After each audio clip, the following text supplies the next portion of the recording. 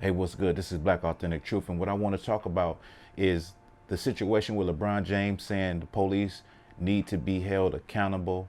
Also, there's an officer that did a TikTok where he's basically making fun of LeBron James as if he pulls up on the scene with two black men about to stab one another, and he calls LeBron James to see what he should do, right?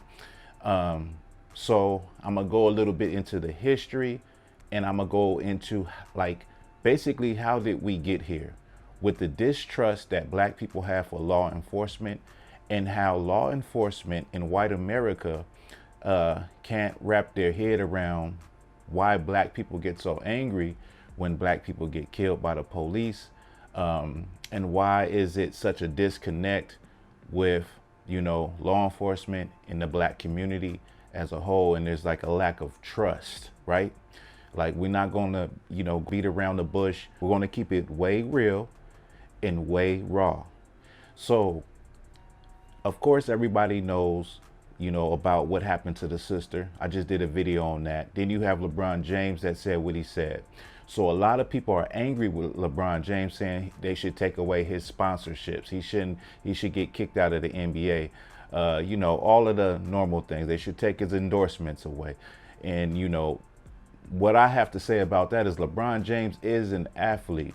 And over time, we've seen that they want you to stay in your lane. They don't want athletes to speak. I believe a couple years ago, somebody told LeBron James to just shut up and dribble when he spoke on matters that were outside of sports. They were political matters or what's going on with his people.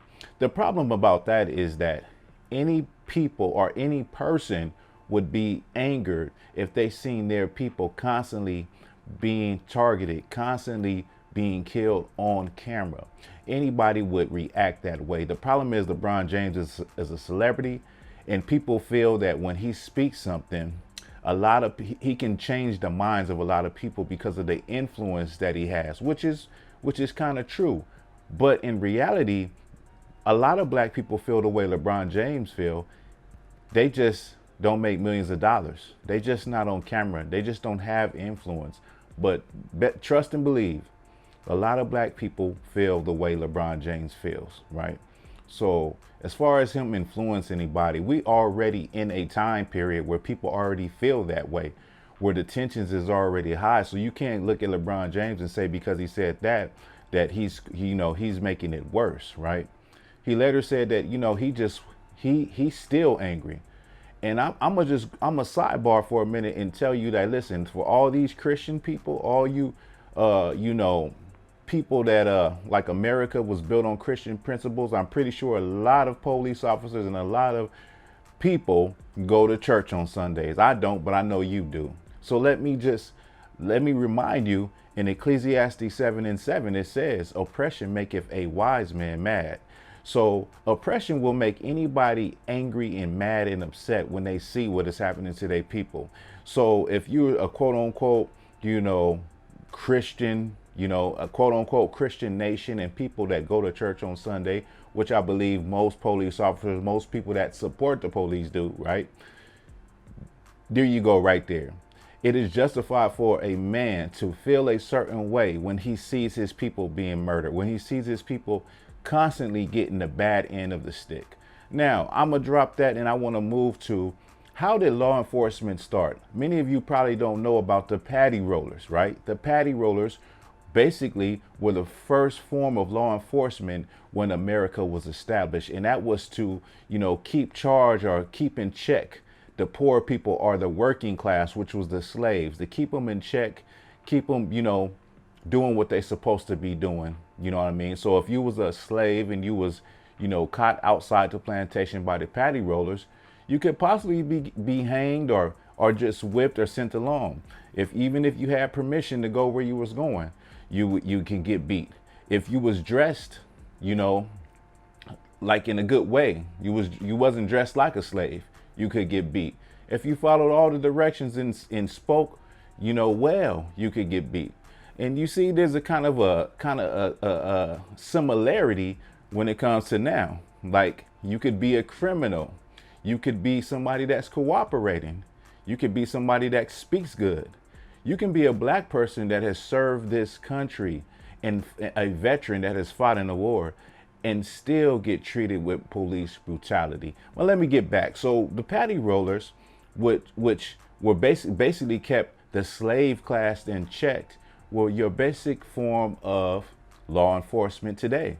And so, after the patty rollers, you had the Ku Klux Klan, which was the next form of law enforcement to keep things in check, and the night riders, and the night watch, and the Knights of Carmelia, and all of that, and kept the people that were the undesirable people in check, right? And from that point on, the Ku Klux Klan is who later became your uniformed police officers. So what I'm showing you is that in law enforcement, it has a marriage. It's uniquely tied into racism. Law enforcement in America is uniquely tied into hating and antagonizing black people. It has a marriage, you know what I mean? You want to call it a marriage, you want to call it an affair, but it is tightly knit together. And so throughout the years, that marriage has always kept a tight bond, right? Stay with me. So today, the distrust, the disconnect is nothing new. It's nothing new in America. We oftentimes think that as black people that we have the same rights as others, and we can talk our way out of things, right? And then we find out when we get slammed on the car or we start getting beat that we don't have them same rights, right? We don't, that thing that says protect and serve usually don't translate to us. Not saying that every situation with a cop is a bad, because I'll tell you, I just got pulled over. I was in Houston, Texas, and I just got pulled over for speeding. I wasn't speeding, but I later found out I was in a rich neighborhood driving through. And so, it could have went a whole nother way, but I had a group of people with me, right? I was in a caravan, right? And when I got pulled over, they stopped. Everybody stopped. So it was one cop that was literally surrounded by a caravan of different black people just waiting to see, what was going to go on. But the problem is, so I just want to say that I brought that out just to say that, things don't always, end bad, to be fair. But in reality, in the big picture, things are not equal. We don't have the equity that we thought we did. We don't have the level of respect that we thought we did. And this relationship between black people and law enforcement is closely knit with the way it all started during slavery. So I just wanted black people to see that. I want white people to see that. Understand that is the relationship. A lot of times we try to make it about this, try to make it about black people not complying and being criminals and not being raised right and this and that and that. And no one wants to look at the generational thought process, the generational philosophy and ideologies, the generational curses, the generational trauma that's connected to that whole relationship with white America and black America. A lot of black people will like to separate themselves from that whole energy, but you find out whatever your status is, your money, how much money you have, where you live at, your celebrity status, none of that matters. None of that matters in that moment, unless for some reason the cop recognizes you from television, you know what I mean? But other than that, we all get treated the same until, they find out later after the fact, after you've been killed, after you've been humiliated, right? So I want people to understand that the reason why there's such a disconnect with law enforcement and black people is because of the history. America likes to forget about their history. America likes to forget about the atrocities that was committed against black people. This distrust is not there for no reason. Black people are some of the most forgiving and trusting people on the planet, if not the most forgiving and trusting people on the planet. And so I came to the conclusion the only way to really solve this would actually be for black people to police themselves, to just be left alone and police themselves, given a chance to be righteous, to be upstanding, to, police themselves and be the rulers of their own destiny. Because as we can see, black people are great. If not for black people, America would not be here. If not for some of the things we do every day, the thoughts and the innovations of black people, you wouldn't have a lot of those things. Black people are talented and great. We're not just limited to sports. We're not just limited to, entertainment, singing and dancing. But we do have something in us that nobody on the earth has, right? And everybody emulates us, but then they turn around and hate us and hate on us. But they emulate and want to be like us. The world gets its coolness, right? Comes from black people. If you want to call it flavor, you want to call it swag, whatever you call it, that thing comes from black people. We make something out of nothing. We literally can do things that you wouldn't imagine coming out of the situations that we come out of, right?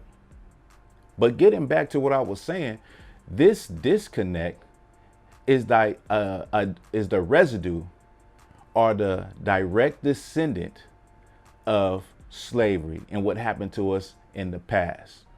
So there is no mystery of why we can't get along or why we're outraged every time. I'm just tired of the cycle, right?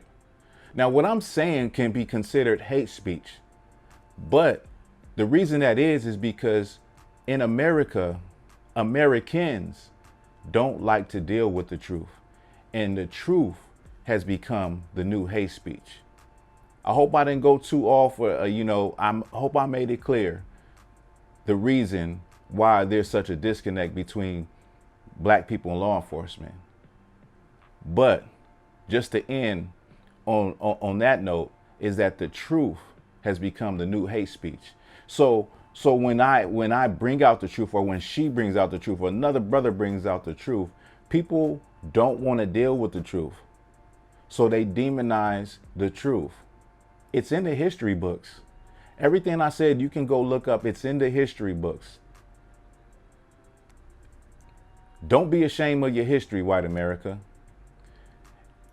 Don't be ashamed of your history, black America. Face the history. Face the reality.